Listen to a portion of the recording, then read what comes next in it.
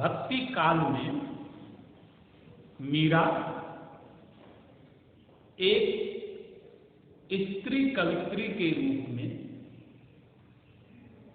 एक भक्त के रूप में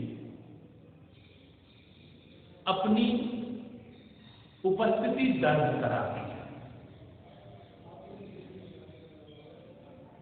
मीरा भक्ति परंपरा में एक भक्त के रूप में आती है।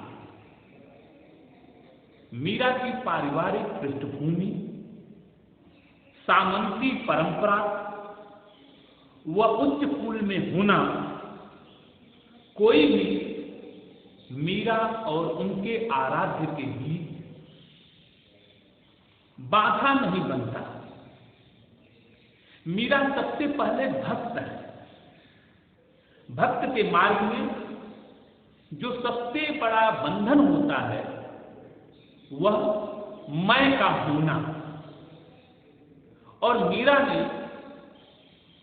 अपने मैं को समाप्त करके अपने आराध्य के साथ एकमेव हो जाना, अपने आराध्य को अपने भीतर जीना और अपने आराध्य को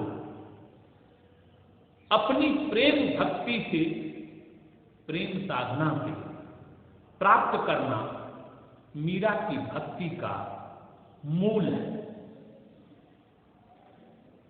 मीरा के मार्ग की सबसे बड़ी बाधा उनका परिवार, उनका राजकुल और वह सामंती परिवेश जिसमें स्वतंत्रता की खोज और अपने अभिष्ट इच्छित अर्थ को प्राप्त करने की आकांक्षा, अपने अर्थ को प्राप्त करने की लालसा के मार्ग में वह परिवेश जो बाधा बन रहा था, उस परिवेश को मीरा तोड़ती। मीरा की भक्ति सूर्य की भक्ति की तरह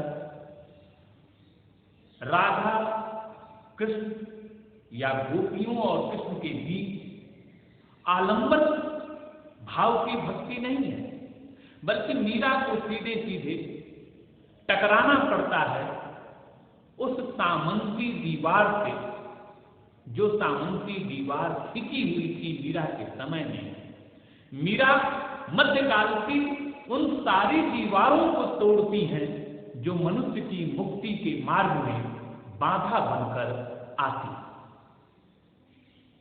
मीरा को पढ़ना, समझना इसलिए भी जरूरी है कि मध्यकाल में मीरा किस तरह से आधुनिक चेतना के साथ अपनी स्वतंत्र आवाज को सामने लेकर आती है।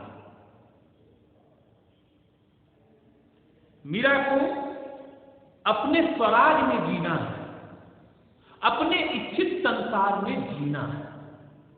यह मीरा की एक दुनिया है, जो दुनिया मीरा को उनका परिवार, उनका सामंती परिवेश उपलब्ध नहीं करा रहा था, उस दुनिया को मीरा भक्ति साधना के केंद्र में रखकर अपने आराध्य, अपने सांवरे, अपने कृष्ण के साथ अपने मन को डुबोकर प्राप्त करती है। माई सांवरे रंग राशि, साज सिंगार बांध पग घूघर, लोक लाज तज रांची। गया कुमत लया साधा संगत, श्याम प्रीत जग साची। गाया गाया हरिगुण नित दिन, काल कालरी बांची। श्याम बिना जग खारा लागे, जग पे बाता कांची। मीरा श्री गिरधर नट नागर, भगत श्री जाची। सारा संसार, सारा जग साची प्रीति के बिना झूठा है, कच्चा है, उसका कोई अर्थ नहीं। मीरा कहती है कि मैं तो सांवरे के रंग में रांची, मैं सांवरे के रंग में डूबी हुई हूं। इस सांवरे रंग के अलावा मीरा को कोई और रंग पसंद नहीं है। मीरा किसी और रंग को पसंद नहीं करती। साज सिंगार बांध पग घूंघर लोक लाज तजवा। मीरा ने लोक लाज सब त्याग दिया अपने आराध्य के लिए, अपनी भक्ति के लिए, अपने समर्पण के लिए। श्याम बिना जग खारा, श्याम के बिना सारा संसार खारा है, निरर्थक है। तो जो संसार का अर्थ मीरा ने लिया वह मीरा का संसार है, और उसमें मीरा के स्वामी, मीरा के गिरधर नट नागर है। उसके अलावा मीरा की दुनिया में किसी का कोई अर्थ नहीं। और इस नटनागर को, इस श्याम को, इस गिरधर को प्राप्त करने के लिए मीरा को जो भी तजना है, जिसका भी त्याग करना है, उसका त्याग करने में मीरा एक क्षण भी नहीं लगा। मीराबाई कहती है कि राजा रूठेगा तो अधिक से अधिक अपना राज्य रखा रहेगा, अपने नगर से, अपने राज्य से, अपने देश से देश निकाला दे देगा। हरि रूठ्या किस जाना। पर यदि हरि रूठ जाए, ईश्वर ही रूठ जाए, विधाता ही रूठ जाए, तो हम कहां जाएंगे? अर्थात हमारे जाने का कोई मार्ग नहीं होगा, हम कहां जाएंगे? मैं गिरधर के घर जाऊं, गिरधर महारो साचो प्रीतम। मीरा कहती है कि मैं अपने स्वामी, अपने गिरधर के घर जाऊं। मेरा गिरधर ही मेरा सच्चा प्रिय है, सच्चा प्रेमी है। देखत रूप लुभाऊं, रैण पगे तब ही उठ जाऊं। घोर भये उठियाऊं, रैण बिना वाके संग खेलूं। ज्यों ज्यों वाहे लुभाऊं। जो पहिरावे सोई पहनूं, जो दे सोई खाऊं। मेरी उसकी प्रीत पुरानी, उण बिन पल न रहाऊं। जहां बैठावे तितहीं बैठूं, बेचे तो बिक जाऊं। मीरा के प्रभु गिरधर नागर, बार बार बल जाऊं। मीरा की भक्ति में समर्पण है, अनन्यता है, और अपने आराध्य को प्राप्त करने के लिए मीरा हर तरह के त्याग को करने के लिए तैयार है।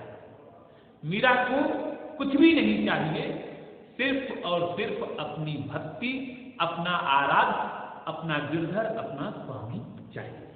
मीरा की भक्ति में प्रेम, समर्पण, निष्ठा, अनन्यता और रूप माधुर्य है। इसके लिए मीरा राज्य को छोड़ने को तैयार है, घर को, परिवार को, समाज को, सामंतिक परिवेश को, यानी जो कुछ भी इस मार्ग से बाधा है, मार्ग की बाधाओं को, मार्ग के बैरियर को तोड़कर अपने अभिप्सित अर्थ के लिए, अपने इच्छित संसार के लिए मीरा आगे बढ़ती है। मीरा अपने समय के संतों के साथ बातचीत करती हैं। प्रसंग मिलता है कि मीरा की बातचीत तुलसीदास से, गुरु रैदास से होती। मीरा को जब अपने समाज में, अपने परिवार में, अपने घर में राणा का विरोध सहना पड़ता है, तो मीरा तुलसीदास को पत्र लिखती हैं कि मैं क्या करूं और मैं कैसे अपने स्वामी, अपने आराध्य को भजूं, आप मार्ग बतलाएं। तो तुलसीदास मीरा के पत्र में जवाब देते हैं कि जाके प्रिय न राम बैगे ही, सो जन परम स्नेही। जिसके राम और सिया प्रिय नहीं है, वह चाहे जितना प्रिय हो, परिवारजन हो, करोड़ों शत्रु समझकर उसे त्याग देना चाहिए, छोड़ देना चाहिए। और मीरा इस बात को गांठ बांधकर परिवार, लोकलाज, कुल, परंपरा सबको त्यागती हैं अपने सांवरे, अपने आराध्य, अपने स्वामी कृष्ण के नाते। कृष्ण के नाते सब कुछ को त्यागा जा सकता है। यह मीरा अपनी भक्ति से, अपनी निष्ठा से, अपने समर्पण से सिद्ध करती है।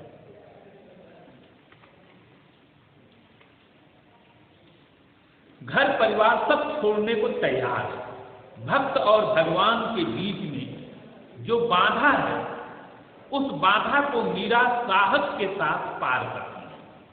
कोई भी बाधा उनके मार्ग से बड़ा नहीं है। मीरा की यह अडिगता, निडरता और अपनी बात के लिए तर्क से जोड़कर रखना ही मीरा को आधुनिक चेतना व स्वातंत्र चेतना से जोड़कर देखने को बाध्य करता है। मीरा है भक्ति काल में, पर सोच में, निर्णय में और साहस में आधुनिक स्वातंत्र चेतना व लोकतांत्रिक चेतना से भी आगे की बात करती है। मीरा की भक्ति में संगीत, नृत्य, रूप माधुर्य, तन्मयता व अनन्यता एक साथ आते हैं। सब मिलकर भक्ति भाव से, रागात्मक चेतना से उन्हें ऐसे जोड़ देते हैं कि मीरा का संदर्भ युगों युगों के लिए भक्ति की अनन्यता का, एक साधक की साधना के लिए आदर्श बन जाते हैं। मीरा का उदाहरण स्वयं मीरा है। मीरा का उदाहरण कोई और नहीं है। मीरा का उदाहरण स्वयं मीरा है। कहना आसान है कि मीरा हो जाना, मीरा होने के लिए सब कुछ को त्याग कर लोक और भक्ति के ऐसे मार्ग पर चलना पड़ता है जहां अगाध विश्वास ही भक्त की पूंजी होती है। और इस पूंजी के बल पर मध्यकालीन संत अपने जमाने की किसी भी सत्ता से टकराने का साहस रखते थे। यह टकराहट, यह तत्कालीन सामंती परिवेश, तत्कालीन सत्ता से टकराने का जो साहस है, वह भक्ति कविता को बड़ी कविता के संदर्भ से जोड़ता है। भक्ति को चेतना के उस द्वार से जोड़ता है जहां अपने अभिप्सित अर्थ अपने ईश्वर, अपने आराध्य को पाने के लिए भक्त कुछ भी त्यागने के लिए, कुछ भी छोड़ने के लिए तैयार है।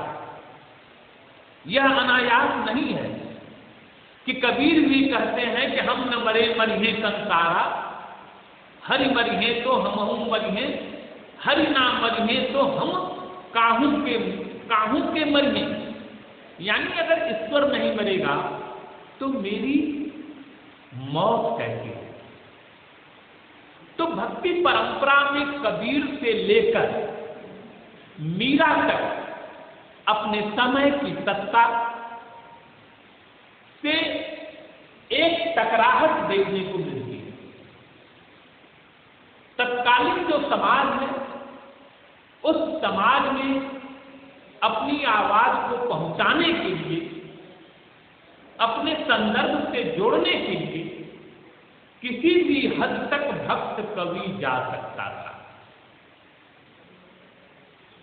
भक्त कवि का पक्ष सत्ता का पक्ष नहीं है।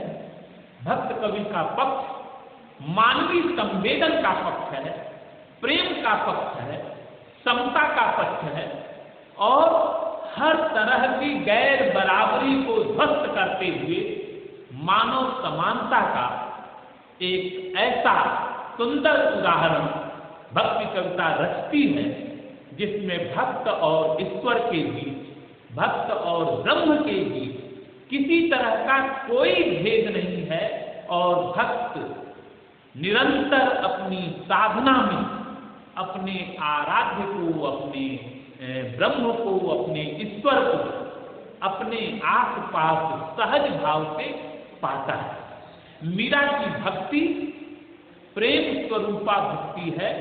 अपने आराध्य को, अपने स्वामी को पति रूप में, प्रेम के रूप में मीरा देखती हैं और उस प्रेम रूप को पाने के लिए, उस गिरधर को प्राप्त करने के लिए मीरा हर तरह की सांसारिक सत्ता का निषेध करते हुए, सांसारिक सत्ता का विरोध करते हुए अपने अपूर्व अर्थ और अपने लाभ को, अपने आराध्य को, अपने स्वामी को मीरा प्राप्त करती हैं।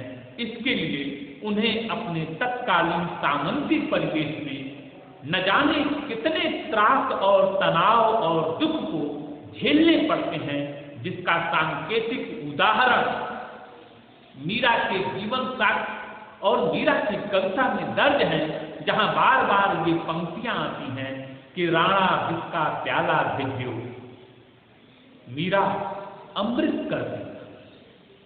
जो विष का प्याला है वह मीरा के यहां आते हुए अमृत बन जाता है। जो सांप टोकरी में रख कर लाया जाता है वह मीरा के सामने आते आते शालिग्राम में बदल जाता है। सूली की तेज मीरा के लिए फूलों की तेज बन जाती है। यह सब कैसे संभव होता है? निश्चित यह कहा जा सकता है कि मीरा के उसी समाज में, मीरा के उसी लोक में, मीरा के उस संसार में मीरा के समान धर्मा, मीरा की चेतना से जुड़ने वाले ऐसे बहुतेरे लोग भी रहे होंगे जो मीरा की सूली वाली तेज को फूलों की तेज भी बनाते थे, जो मीरा की सांप वाली टोकरी को शालिग्राम की टोकरी भी बना देते रहे होंगे और मीरा के जहर के प्याले को अमृत के प्याले के रूप में मीरा के फॉलोअर, मीरा के भक्त, मीरा के समान धर्मा चेतना वाले मीरा के लिए अमृत भी उपलब्ध कराते रहे होंगे। इस तरह से मीरा को पढ़ते हुए भक्ति काल की उस सजग आत्मा का साक्षात्कार होता है जो अपने आराध्य, अपने स्वामी को प्राप्त करने के लिए हर तरह के सांसारिक बंधन को तोड़ते हुए जो भी चुनौती सामने है, जो भी बैरियर है, जो अंतर विरोध है, उस अंतर विरोध को छोड़कर मीरा आगे बढ़ती है। यही मीरा की कविता और मीरा की भक्ति का, मीरा की परंपरा का मूल्य है, जो आधुनिक युग में भी मीरा की स्वतंत्र चेतना को, मीरा के स्त्री पक्ष को और मीरा के जीवन संदर्भों को एक मूल्यवान संदर्भ से जोड़ते हुए आज तक मीरा की एक लंबी यात्रा से हम गुजरते हैं।